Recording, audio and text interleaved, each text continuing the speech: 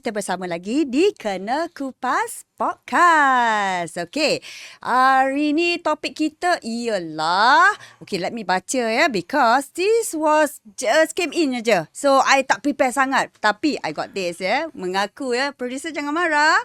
Okay, so everything begins with a story. Right, siapa dia? Okay, I cerita sedikit. He's a Malaysian, tapi dia berada dan selama-lamanya dan berjaya, I rasa berjaya ni tau, di New York. He's based in New York. Kita nak perkenalkan kepada anda, Adrian Hashimi. Hello. Hi, thank you for coming here. You are on holiday. I'm on holiday. Terima kasih for inviting me to this wonderful podcast. Kelakar kan? Orang Malaysian tapi you are on holiday in Malaysia. I'm on holiday. Balik kampung. If I have to choose, holiday kat Malaysia lah kan. Best place to holiday. Alright, okay. Yeah. So you are basically illustrator? Can you share a little bit of what you have been doing so far? Okay, I started out as an illustrator. I wanted to be actually a gallery painter masa lepas habis sekolah tu. Tapi one thing led to another. From illustration to concepts to advertising. And then I did a lot of advertising.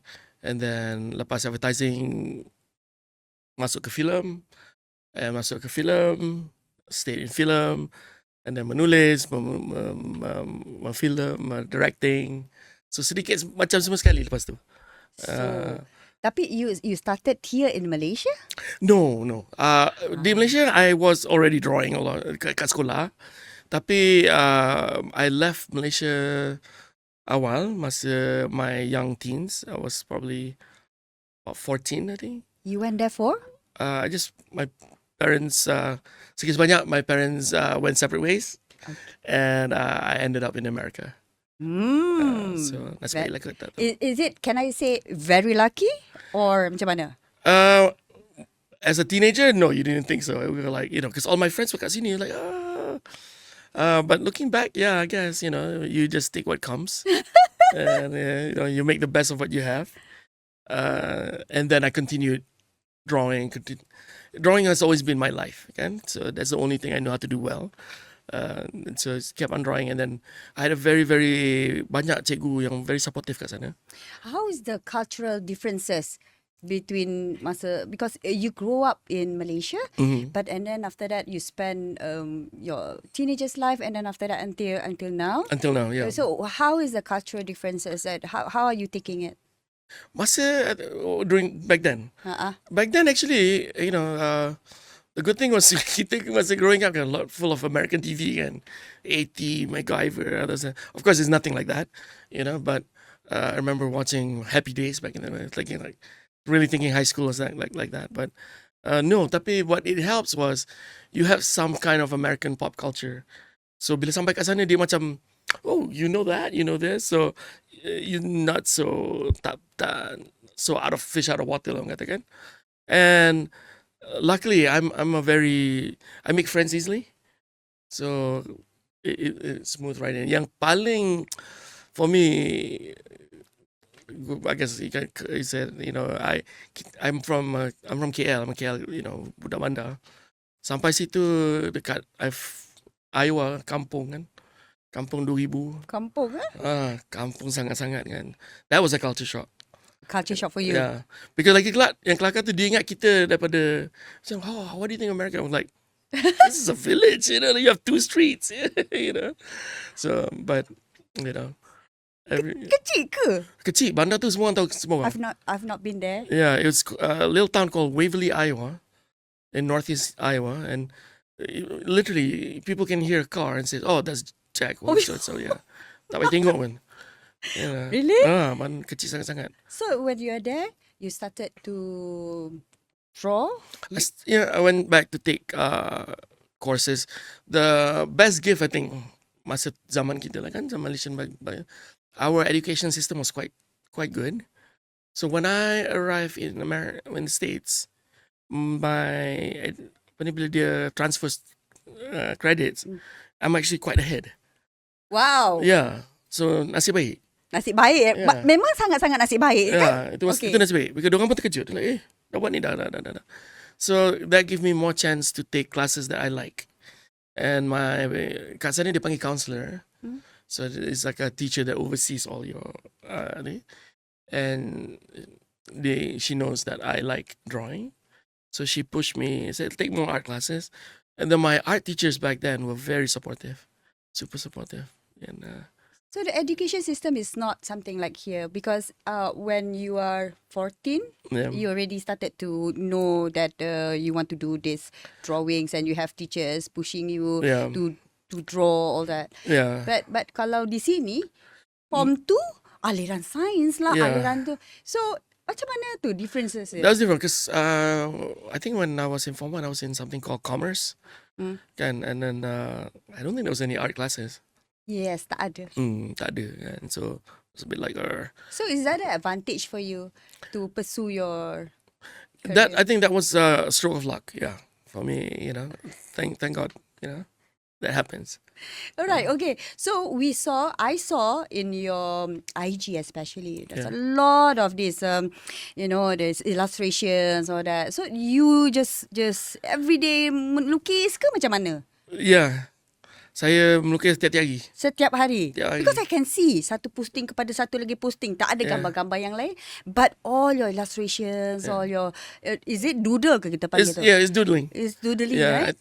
dulu masa sekolah apa kan, kalau buku apa, what's that, exercise book, and I think kalau like macam sejarah ke apa kan, I just draw, My teacher kata, apa ni kan? Tak buat kerja, lukisan apa kan. Kau ni memang tak boleh jadi apa kan. Oh, dahsyat. Cikgu, tengok cikgu. Okay, so your drawing and then asyik buat macam tu. Kemudian macam mana you know that from this drawing can actually transfer it into a concept? Okay, that's probably a little bit later in life. But like I said, I had very supportive teachers. So shout out to Mrs. Namchok. Wow. Pat Namchok was probably my favorite art teacher back then.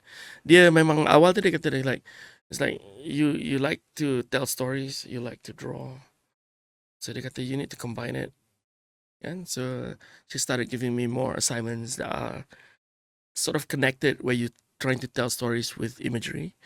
And then when I applied for college, we applied for all the art schools and everything, but she said that I need to be more than just an artist. I need to be a bit more complete. So I went to university instead, so that I took a minor in English, a major in art, and then my degree was in visual comm. Okay. Yeah, so it's all about storytelling in art, kan? And that's when mula kita buat illustration, and it's all apa ni? It's the language of visual language basically. Visual language ni macam bahasa biasa juga, ada grammar, ada ni. You have to understand how a story needs to be told in visually, kan? So that's how I started. And then part of me wanted to tell the truth, part of me just wanted to be a gallery painter. All I wanted to do was paint portraits and stuff. And then after that, during college, I got a gig, as we would call it, to do a book a children's book for a company down in Louisiana. And so I started my illustration career. And then after that, I just freelance kat Kansas City sekejap. And I decided to move to New York City to to see how good I was. And? It was There you go. It was a struggle, Oh, struggle dulu. Semua struggle. New York City is where everybody goes. I nak tanya part tu tau. Tapi nanti dulu. Tapi I nak tanya. So, concept, okay? Like every of your drawings, every of your doodlings, okay? And then after that, you transfer it into concept. Yep. Because you want to, like one of your teachers say, it has to be complete. Kenapa pentingnya ada konsep itu? Pasal benda kalau tak, well, this is me. Don't take my, kalau kita buat imagery ke cerita ke konsep ke filem ke anything, kalau tak ada konsep, benda tu macam like balloon without a string, kan, dia melayang je. So you need to tie it down to something. You need to have a base. Like, so bila orang tengok, kita tahu apa yang the the the original concept, basically. Like, what is it about? Right? It cannot just be, even if you look at abstract art, for example, there's a concept behind it. It's not just a bunch of lines and So the initial idea to penting, the initial what you are trying to tell is penting, and that's concept, right? And you build from that. You have to start. That is the cornerstone of the project for me, for like storytelling. Kalau tak ada konsep, dan cerita tu, what is it? Like, kalau katakan nak cerita Pak Pandey, it's still a fable. It's a teaching fable. So that's the concept. So you already know it's okay. This is a teaching concept. Next, cerita tu mesti ada balik kepada pengajaran, kan? So if you understand that concept, then whether you're storytelling in words, storytelling in visuals, storytelling in a song, storytelling in a dance, you have a foundation. So that's the most important thing about Yes, concept. Yeah. okay. But to the masses, Mm. I think most of the people, I'm talking about masses lah, they will just tengok, oh, yes or no, Yep. cantik tak cantik. Betul. Okay, so is this concept only applies to niche target group? No. Actually, I think kalau cerita tu konsep dia kuat, then has a very good strong foundation, you can enjoy it at every level. Kadang-kadang bila you tengok something, kenapa cantik, kenapa sedap sangat cerita ni, kan? Then kita tengok like, oh, maybe dialog dia sedap. Tapi kenapa dialog dia sedap? Kenapa visual dia sedap? Because dia punya creator tu ada strong concept. Dia ada benda yang dipegangkan. Dia tak melayang-layang, tak tahu. Okay. Jadi apa-apa pun dia boleh balik kepada asal. Oh, itulah yang selalu macam kalau I perasan gambarnya cantik, tapi I just selalu aja, tapi tak ada feeling. Tak ada feeling. Tak ada attached to it. Yeah. Kan? But ada benda yang macam tertengok balik and then tiba-tiba tergamam perkataan-perkataan macam tu. Yeah. That is because of behind of all the drawings, so I think Yeah. ada konsep dia. Semua art form ni ada. Macam kalau kita ambil kata orang yang suka mengukir, kan, mula-mula just a piece of kayu, kan? Tak ada benda sebenarnya. Tapi artis tu nanti dia boleh nampak, dia tahu cerita yang nak bagi tahu tu. Dia bila dia punya konsep tu dah kuat, kan, dia buat macam mana pun, kan, cantik, kan. Kita tak payah tengok, kita tak tahu pun apa konsep, tapi kita tahu kita suka. Pasal dia sendiri tahu kenapa saya belok, kenapa dia letak bunga kat sini dan semua tu. Tu dia punya, kita kalau konsep benda tu kuat, you can enjoy it at many levels. So macam mana pula you boleh then apply that into Hollywood? Okay, macam mana you boleh tembus ke Hollywood punya filmmaking? Okay. We go back a little bit on the concept bit. Saya, nombor satu, for me personally, to be a good artist, you have to be sort of an all-rounder, as they say, a renaissance man, right? I've always liked reading. I like philosophy. I like art. I like everything that I can read, touch, look, watch. So I collect everything in my brain. And that helps. Itu yang betul-betul helps in for me, probably transcend, got the break into the Hollywood bit, because whenever you get you have so many things to pull from. And originally my job is advertising, and advertising is all concepts, Yes. because you're trying to sell something, right? And then this is probably late 90s, mid to late 90s to early 2000. A lot of my friends were slowly doing indies, making indie films, and then they would go, hey, Adrian, we need some visuals for this. How do we come up with this? So I would read the script. We all read the script, and then I will come up with ideas, and you plug it from things that you've read, things that you do, your own life experiences, and then whatever the writer wants to bring in, and then you start creating visuals. And technically, that's how I got into filmmaking. And then from making commercials to making really cheap indies, really run and gun guerrilla indies, and Hollywood ni taklah besar sangat sebenarnya. Like between US and New York and LA, and these days Atlanta, it's the same people. They come here to do commercials, they go there to make films. After a while, it's just word of mouth. you work with the same people, and some people go like, "Hey, Adrian did really good concepts on that one, or really good visuals on that one, or he shot that stupid little commercial, but it looked good," something like that. Aduh, humble-nya. Lagi? Yeah, but trust me, my commercial is not worth watching. Uh, Aduh. so start macam tu lah, just kecil-kecil, orang ni panggil ni, orang ni panggil ni, lama-lama tiba-tiba kadang-kadang you land on a movie that you didn't even realize was going to be a hit, and then sometimes one of your friends suddenly became big, you don't even realize, oh, when did he get all Hollywood, right? So, but dia macam, it's still the same people. So, yang movie yang paling recent is the Instigator? The last film that I did was The Instigators. Alright, okay. So, how do you actually, got involved into the movie? Lepas tu macam kenapa diperlukan konsep? So, yeah, being every movie kat sana, Ni yang nak dengar cerita tu. dekat sana, movies always, pre-production is very important for us in the States. Pre-production is probably, I would say, sometimes 50% of the movie. Before we even shoot, every idea, every angle, everything has been explored, so that we know exactly, tahu apa nak perlu buat, apa yang tak usah buat, apa yang salah, apa yang betul, kita dah tengok semua sekali. So from there, people like me, pre-production designers, concept artists, storyboard artists, different types of visualizers, work with mostly director and DPs, director of photography, also cinematographer. Kalau orang yang tak tahu DP.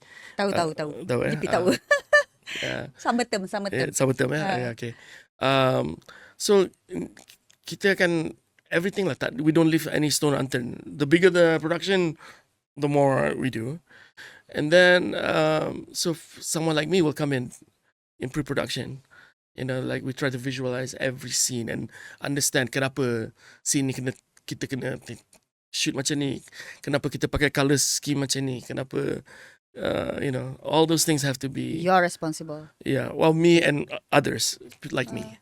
So we usually work in a team. So that processes will take, how long will it take before the final shooting to start? Depends. Usually my involvement, kalau movie besar, kadang-kadang 2 bulan, 3 bulan. Kalau movie yang lagi besar, pernah 6 bulan. Movie kecil kan seminggu je, dia orang tak nak spend banyak sangat, habis. Tapi dia orang akan buat. Yeah, tapi itulah beza dia dekat sana. So they will use illustrator. They choose to have a concept before they go and shoot. Yeah. Tapi di sini, have you ever worked with any movies that in Malaysia that uses or believe in having a concept first before shooting? So I'll be honest, saya tak pernah buat movie di Malaysia. Saya tengah cuba buat movie kat Malaysia. In fact, if everything goes well, maybe sometime this year will be my first ever movie in Malaysia. Alhamdulillah. So that's my goal, is to buat movie balik kat tanah air kan. So filem-filem yang sangat-sangat gempak lah yang pernah you dah buat di sana. Kita kata gempak tu tak tahu lah kan. Filem yang kat sini lah, from my understanding, that yang saya tahu sampai sini pasal saya balik Malaysia bawa family tengok, was Craven the Hunter. Craven the Hunter. Craven the Hunter was a Marvel movie that came out last year. I did probably the most one that the most different movie I've ever made in my life is Megalopolis, because I got to work with Francis Ford Coppola. So that was it's not the most successful movie in the world, because it's Francis Ford punya, I guess it's always his dream to make that movie. Okay. But it's not a very commercial movie. In terms of movie yang blockbuster, successful, Most Violent Year, I think did very well. Triple Frontier, Ben Affleck, Oscar Isaac. Okay. That one did, I think, very well. I think it's still on Netflix if anybody wants to watch. I think the big movie commercially that got my name a little bit more on everybody's lips was All Is Lost Okay. with Robert Redford, the late Robert Redford. Boleh nak cari lagi tak movie tu? Ada I think. Netflix? Boleh Netflix boleh, kau tak Amazon I think ada. Amazon ah? I'm not sure. It's must be somewhere. Okay. I mean it's a Robert Redford movie, so it should be out there. Okay, but sebelah sana memang pakai konsep apa semua kan? Semua pakai konsep. Itulah yang di sini ni bezanya. Yeah. I know that you have not experienced any making movies here in Malaysia, but do you think that is a very, very important processes that we need to do in But Malaysia? personally, yes. I mean, Apa bezanya tu nanti kalau macam sangat bagus ke kalau ada konsep itu? Untuk movie. first of all, I think semua movie memang akan ada konsep kan. Dan the script the writer, whoever wrote it, whether the director, they will have a vision. Tapi in the end, film is a visual, what do you call it? It's a visual storytelling, you know. So you have to think visually. Selagi kita tak put pen on paper to have an idea what it might look like, it needs to be. You know, I mean, I've worked with directors who, macam like, oh, I know, I can see it. Tu baru nak tanya tu. Yeah, Ada but director yang macam, okay, I imagine macam ni. Okay, you all shoot macam ni. yeah. Apa nak kerja dengan director macam tu? Tapi for me, there was the problem is kadang-kadang kita bila macam tu production tu, kalau production tu banyak duit apalah kan. Kadang-kadang you run into problems or like, oh, maybe, gak lighting kat sini pula. Oh, maybe location tak kena. Kalau kita have already strong concepts, strong ideas, strong visualization, especially sekarang movie banyak pakai VFX kan. Kita dah boleh locked in a lot of things. There's still room to maneuver. There's still room for the directors and the DPs and to do something creative. And tapi at least the bulk of it has been locked off and tak payah fikir kan. Tak payah susah. So kita dah try. Kita dah test boleh ke tidak kan. And then concept designer pun dah tengok, keyframers dah masuk, tengok macam mana. And director can approve anyway. All the visuals kan, because you know, like I said, film is a visual medium. Any kind of visual mediums, you have to bring visual artists. That's what we do for a living. That's what our life is, to think visually. So that's how I got into my directing bug, because I was doing commercials and shooting commercial, and then one day I was like, you know, I'm tired of doing somebody else's vision. I'm gonna do my own. You know. So, Okay, kalau Hollywood, because they have a lot of budget, okay, to invest into visual artists, all that, right? Tapi di Malaysia, do you know any of visual artists here that you kenal, apa semua yang memang buat filem? Because to me, cerita dulu sekejap, rasa-rasa rata-rata di filem di Malaysia tidak menggunakan visual artist, conceptualizer, tak pakai pun. Adakah because of Hollywood have the budget, they can, you know, hire a visual artist, but in Malaysia tak boleh. Storyboarder saja, tapi macam okay.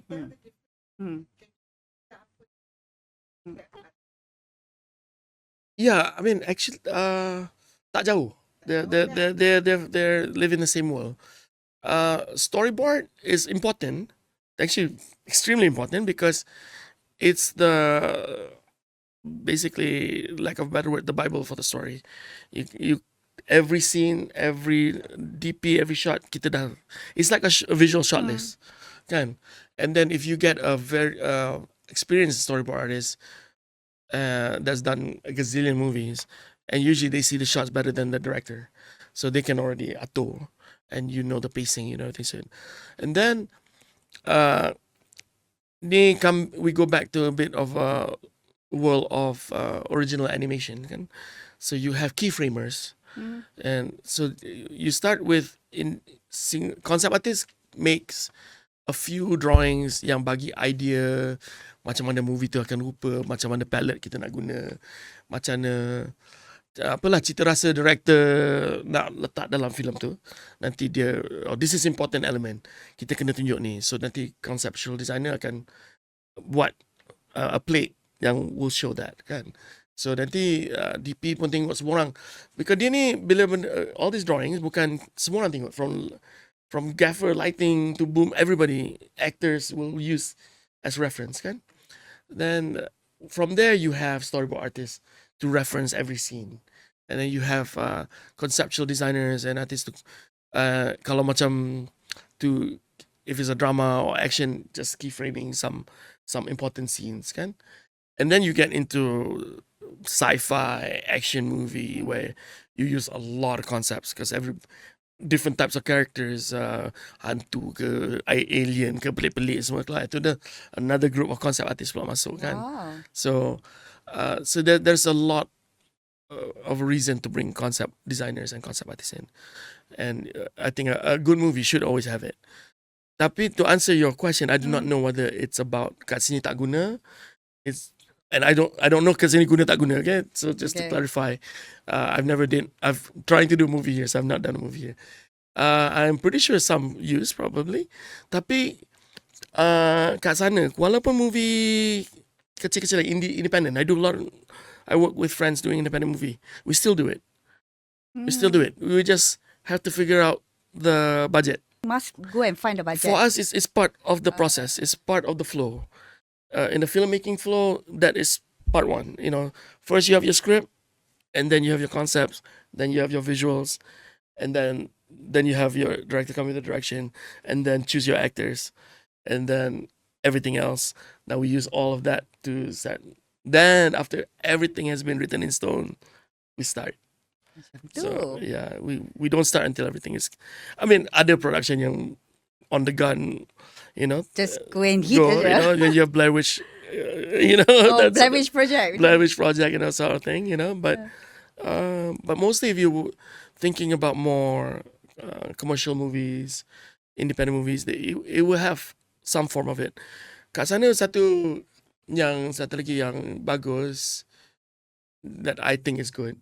Kita kalau movie tu kecil ke tak cukup duit, kita approach sekolah, you know, because a lot of young students, college students, they are dying to do production work, kan, to give them experience, kan.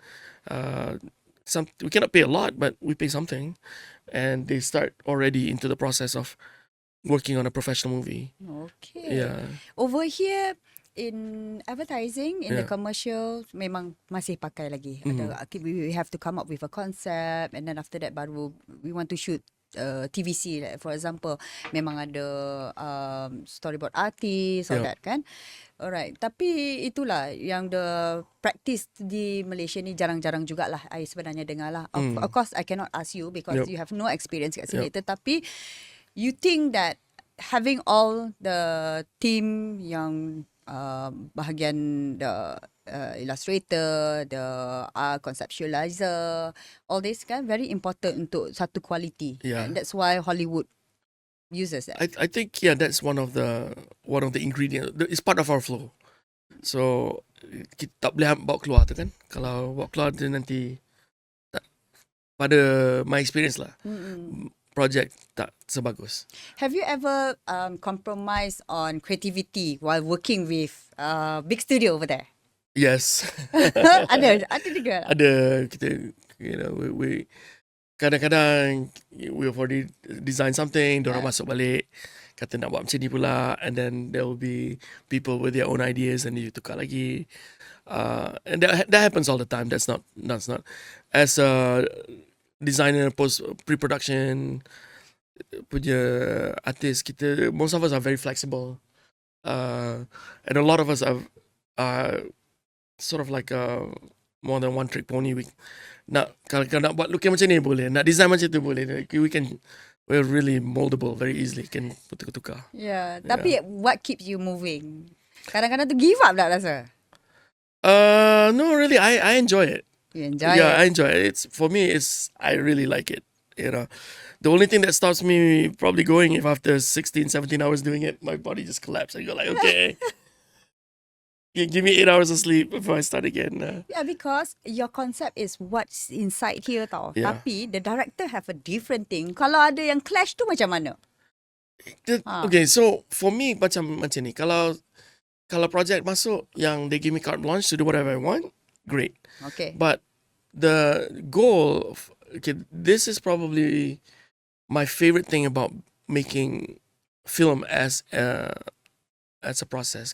Film ni, dalam film is the only kind of art form for me yang kita collaborate. Okay. Lain daripada macam saya kalau saya painting, saya je. I start, I finish. It's all me. All about you saja. You fikir apa, you nak apa. Every Semua. input dalam tu is just me. I don't have to ask anybody. I know exactly what I want to do. If I'm writing, it's me. I bring whatever input I want.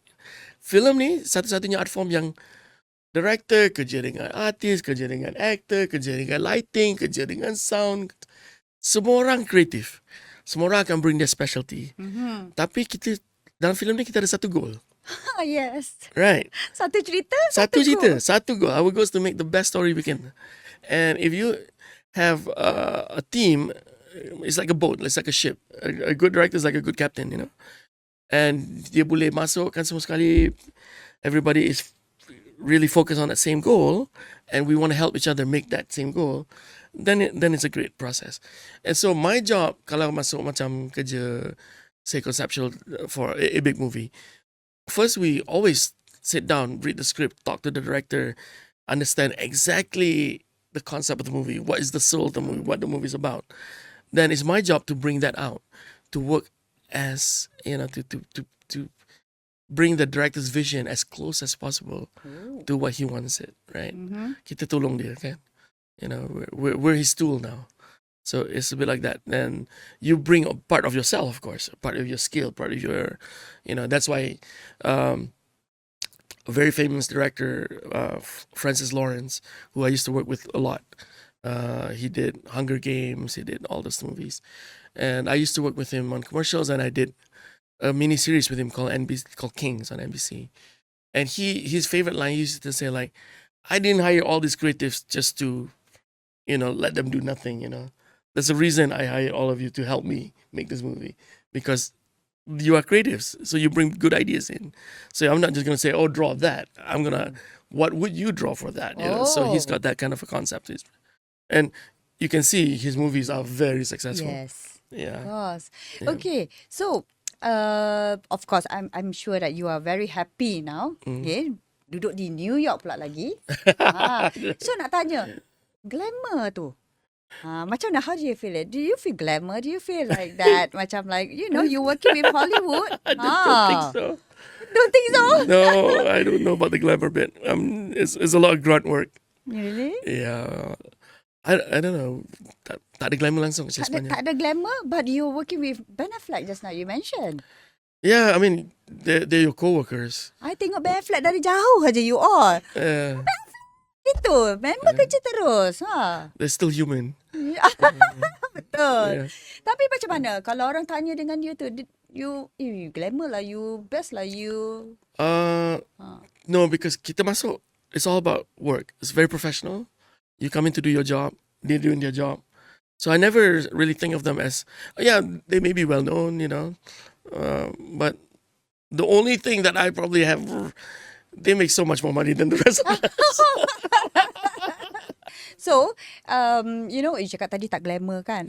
Tapi, okay, Finas di sini mengangkat you kan? You ada buat banyak workshop dengan Finas kan? Taklah banyak. Satu tu je dengan Satu tu je? je. Ya. Itu pun... What do you share with with the audience? What do you share? That day, Dato' Kamil, he asked me to come and just talk a little bit about my process and how I got to where I got, and just to share with the young. Masa tu, I think majority of our audience were students from film schools kat sini. I can't remember their names. I think Aswara, yeah, and then I think a few other film schools. I think Lingkok Wing or something like that. I can't remember. There was a lot of very talented young filmmakers and with very good questions, to tell the truth. But the one thing, there are a lot of what they wanted to know was like, oh, how do I get there? How do I get this? Uh, Bottom line is hard work. I work my ass off. That's the first rule of becoming anything. It doesn't matter whether you're a fisherman or you're doing concept for a movie. You put 150% into everything you do. So that's me, right? So I work. Number two, I was telling them was that you have you cannot just be stuck at one type of filmmaking or one type of idea of art. You know, go out there, read, learn, read everything. Don't read politics, read fables, read fiction, non-fiction. You know, put your fingers in everything. That is what make a good storyteller and good artist. So the formula, if they were looking for formula, right? So I was trying to tell. That's basically what I would impart. Uh, but and then go out there and shoot, try, dude. Never, don't be scared to do it. I'm sure they all ask that question because they nak go global. Macam tu. Tapi Yeah. senang ke sebenarnya, you think? I mean, I think it's a little bit of, to tell the truth, for me, is part talent. You need some base talent. I mean, you have to have talent, but talent you can build. So kadang-kadang kata, oh, saya ni tak ada talent. That's not true. You can work on it. You can get your talent to a certain level and better. Number two, hard work. That's probably the 80% of it. Hard work, 10% talent. There's about some 10% luck. I cannot. Luck ada juga lah. Luck kena ada sikit, Ada sikit kan? lah. I'm not going to say luck doesn't fall into it. There's some luck involved. And then for me, the other thing is be honest with yourself. And that's one thing I think that really helped me. Masa dekat sana, bila you sampai, I remember when I was 20 years old, New York City. I went for my first, tried for my first gig. I got a call for a New Yorker magazine punya article. I don't know if you guys know New Yorker magazine here. So I remember I walked into the office to see the editor and brought, back then it's still portfolio, tak ada digital. Tak ada. You know? Ada bag. Ada big bag, lah. begak-begak, angkat kan. Kat Grey Building, lepas 11th floor, orang buka ni. Dia tengok. And then I realised, dalam waiting room tu, kat sebelah situ, it's a very world famous illustrator, Gibiu, which was one of my own hero, And then you go like, oh, I'm not going to get this job. You immediately go like, oh shit, let's Gibiu. But then at the same time, you go like, wow, I actually got called for the same job as Gibiu. So you have to look at that, right? But at the same time, I'm always honest with myself. I would look at my work and see how far further can you get to this level. Because in art or in life, for me, the philosophy, you're never it. There's always somebody better. Yeah. Your job, for yourself as an artist, is to strive to get There. better. You're never going to be the best, the greatest, never. But you look at the next level and you go like, macam mana nak sampai situ? And Best then, je. yeah. Dengan falsafah macam ni. Kan? Yeah. Very inspiring. But there's the truth. I mean, I think every successful artist, director, non-successful artist, director, all of us, I think that's what we do. Like I think if you talk to any, that's what they kita kita tengok, oh, orang tu buat movie macam ni, dia nak buat cakap macam tu kan. So stay true to yourself. Be honest. Yourself. Yeah. Be honest. Be macam tu, honest. eh? Yeah. Alright. I rasa macam ter-inspired sekejap. Okay. What is your current project sekarang ni that you are So working sekarang ni, I just finished writing a new script this is where? Back in Hollywood? in New York, but it's a script about a whole year. It's about my grandmother. My grandmother was a nurse after the war. Oh, Okay, interesting. Yeah, 1947 to 50 something. So zaman dulu ni, masa tu zaman British lagi kan, dia hantar all this medical person masuk pedalaman, tolong orang-orang yang ulu-ulu, hilir. So she had a lot of stories, growing up. Okay. So, and some of it is somewhat supernatural, kan. So, Oh! so I like, so, and she's always been my hero. She's a super strong woman. So it's a bit of a story about her, but embellished to be more fun. Si Tantu. And Syaitan tu ni universal kan. Daripada mana-mana pun orang suka. So my producing partner, visual effects partner, Mark Russell, and we both always wanted to do movies here. So Mark, has done everything from, almost all of Spielberg's movies, and we worked together at least for 15 years now, a lot of other stuff. So we came here through some acquaintance. We met with our friend, he's a DP, Jeffrey Yusuf. I think he did Anna and the King. And from Jeffrey, we met Samad Hassan and Zurina Ramli. Yeah, so Zu and Samad, and with our other friend, Adrian Erman, who's now in New York. So together we're trying to make this movie. So bila tu nanti? Tak sabar lah kalau macam tu. Inshallah, kalau everything goes well, maybe the third or the fourth quarter, third quarter of this year, kita boleh start pre-production. Alright, okay. Yeah. So we are coming to the end already. Yeah. Do you have any tips or advice? Never do yourself short. Push until you cannot push anymore. In terms of Hollywood dream, don't worry about it. I think, like what kita cakap earlier, I think for me, one of the reasons I wanted to make movie balik kat Malaysia ni, Malaysian punya movie has punched way above its weight. Really? Yeah, I think so. The quality of the movies I've seen lately are very, very good. The acting is good. The directing is fantastic, I think. We have some really good cinematographers here. And if you look at the budget of what Malaysian filmmakers can do, it's amazing. Yeah, of course sebelah sana dapat buat lebih because the budget, like what you say. Ya, saya budget tadi. Tapi itu pun I think kadang-kadang mengugi budget. Kadang-kadang overkill selalu kan. Kat sini, I think we're punching way above our weight. Really? And I think, regionally, I think Southeast Asia is exciting for filmmaking. Yeah. Ya, dengar tu daripada Hollywood dia cakap sini yang terbaik lah you all. Okay. Alright, okay. Sebelum kita nak bye-bye, Yeah. okay, kita ada special Oh my God. merchandise kita nak bagi kepada Terima kasih. you. Yeah. Okay. Nah, you tahu kan kita Wow. punya gelas Kena kupas. kena kupas You suka colour apa? You tengok dah tadi colour-colour gelas kita. Purple ada ni, kuning ada. Kuning ada, Yeah. biru ada. You punya Yeah. favourite colour apa? I'm wearing it. Yeah. Kita ada Pink. colour ni lah. Kita bagi tak? Yeah. Alright, okay. So there's a t-shirt dekat situ dan juga mark. Bawa keluar lah sekejap. Oh, terima kasih. Make sure ya kita bagi size dengan favourite colour dia nanti. Oh wow. Boleh? Boleh, podcast kena kupas. Warna Jangan biru. lupa tahu dekat sana nanti Hollywood nanti tayang-tayang ni. Oh, ni pakai tiap hari. Biar Ben Affleck tengok. Wow. Gitu. Okay, thank you very much. Terima kasih. Thank you very Yeah. much kerana hari ini you dah share dengan kita macam mana experience duduk di sana. Okay. Lepas tu formula dia apa tadi 40% berapa persen, 10% is also luck macam tu kan. Yeah. Tapi jangan orang kata give up. Okay, be true to yourself, percaya pada diri sendiri. Lagi apa tadi, be honest. Be honest, Be yeah. honest kan. Lepas tu Yeah. baru everything semuanya akan Yep. senang. Jangan lupa untuk subscribe kepada channel kita. Jangan lupa komen dan share. Jangan lupa tunggu kita minggu depan untuk title yang best dan episod yang cantik. Bye. Thank you.